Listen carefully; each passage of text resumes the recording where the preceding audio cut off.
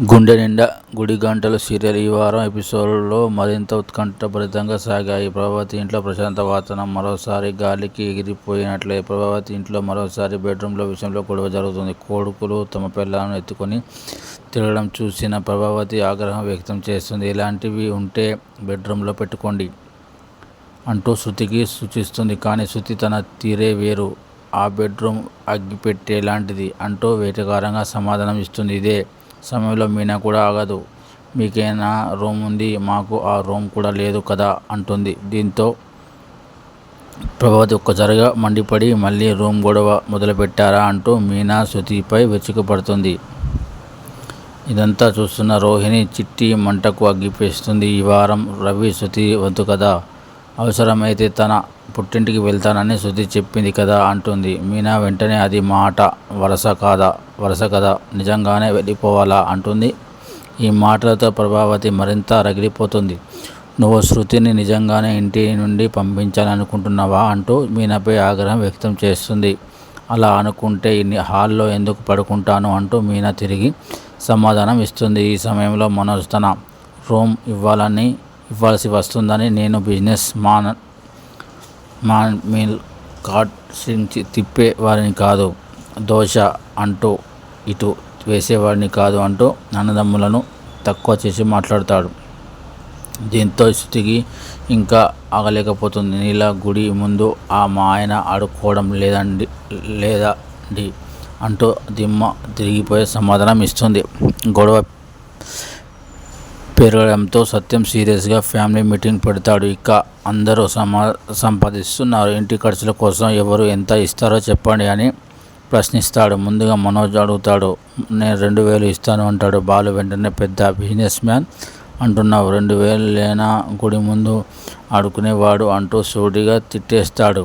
ప్రభావతికి కోపం వస్తుంది. నువ్వే ఎక్కువ సంపాదిస్తావు కదా, 2000 ఏంటి అని మనోజ్ను అంటుంది. దాంతో మనోజ్ బలవంతంగా 3000 ఇస్తాను అంటాడు. కానీ రోహిణి 8000 ఇస్తానని చెప్పడంతో మేము 8000 అంటాడు మనోజ్.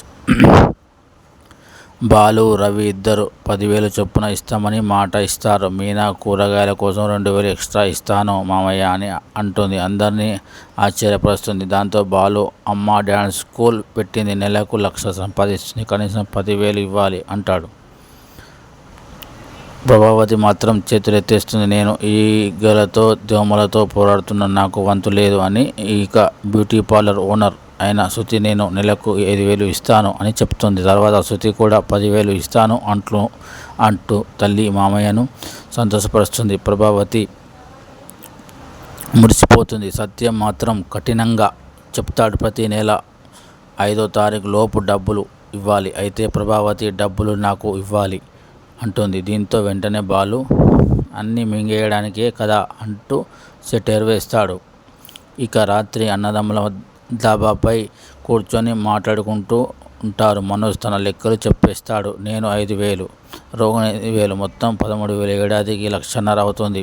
ఇక ఈ డబ్బు నాన్న ఏం చేస్తున్నాడో అంటాడు. దీంతో బాలు కోపంతో వాడికి మింగడం తప్ప ఇవ్వడం తెలియదు కదా అంటాడు. ఈ సమయంలో మనోజ్ వాళ్ళ ఈ డబ్బు తీసుకొని ఇంట్లో నుండి వెళ్ళిపోతారేమో అంటే సందేహం వ్యక్తం చేస్తారు. అప్పుడే బాలు గట్టిగా చెప్తాడు. నా కంఠంలో ప్రాణం ఉన్నంత వరకు వాళ్ళను వెళ్ళనివ్వను, మన అందరం కలిసి ఉండాలి అని అంటారు. దీంతో మనోజ్ మళ్ళీ అహంకారంగా, నేను మీలాగా డ్రైవర్ను కాదు, నేను బిజినెస్ మ్యాన్, త్వరలోనే ఫారెన్ బ్రాంచ్లు ఓపెన్ చేస్తాను అంటాడు.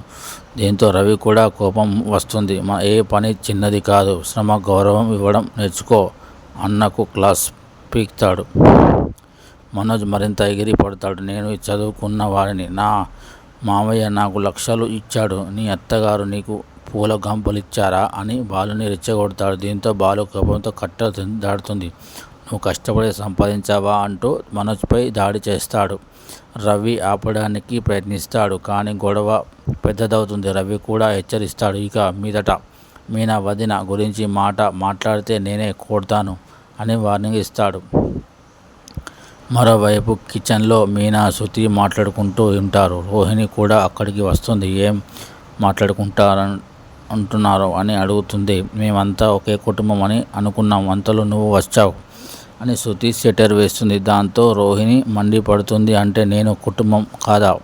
శృతి స్టైల్ చేస్తూ ఆ సమాధానం నీకే తెలుసు అంటుంది. తర్వాత రోహిణి పూల వ్యాపారంపై వెటకారం చేస్తుంది. లక్షలు లాభాలు వస్తున్నాయా అని అడుగుతుంది. దీంతో మీనకు కూడా వెనుకడ లాభం వస్తే ఏమవుతుంది అంటుంది. రోహిణి మామయ్యకు 2000 ఎందుకు అన్నావు అని గుచ్చుతుంది. శృతి వెంటనే కౌంటర్ ఇస్తుంది. అలాగైతే నువ్వు 5000 ప్యాకెట్ మనీ మలేషియా చీర గిఫ్ట్ ఇచ్చావు కదా, అది కూడా మెప్పు పొందడానికేనా అని అడుగుతుంది. దీంతో రోహిణి తడబడిపోతుంది. మేము సంపాదించే వాళ్ళం కాబట్టి ఇస్తున్నాం అంటుంది. దీంతో మీనా సైలెంట్గా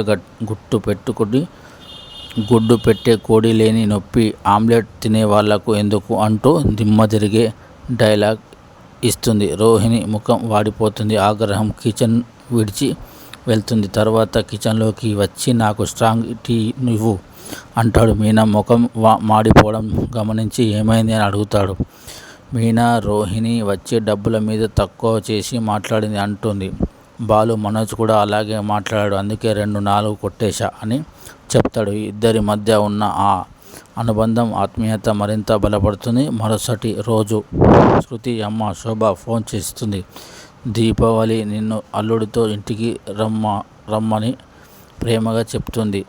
శృతి తప్పకుండా వస్తామంటుంది. కానీ బాలు ఈసారి అందరం ఇక్కడే జరుపుకుంటుందాం అని అంటాడు. దీంతో ప్రభావతి వెటకారంగా అత్తగారింట్లో పండుగ జరుపుకోలేరు కాబట్టి ఇక్కడే కదా అని అంటుంది. మీనా మాత్రం ఒక్కసారిగా కౌంటర్ ఇస్తుంది. మేము పుట్టినప్పటి నుండి మీ దయా దాక్షాల మీద బతుకుతున్నాం కదా, మీరు పూల కొట్టే పెట్టిస్తేనే మేము బతుకుతున్నాం. దీంతో ప్రభావతి నిశ్శబ్దమైన మాట రాకుండా తల దించుకుంటుంది. ఇంతటితో ఎపిసోడ్ ముగిసింది.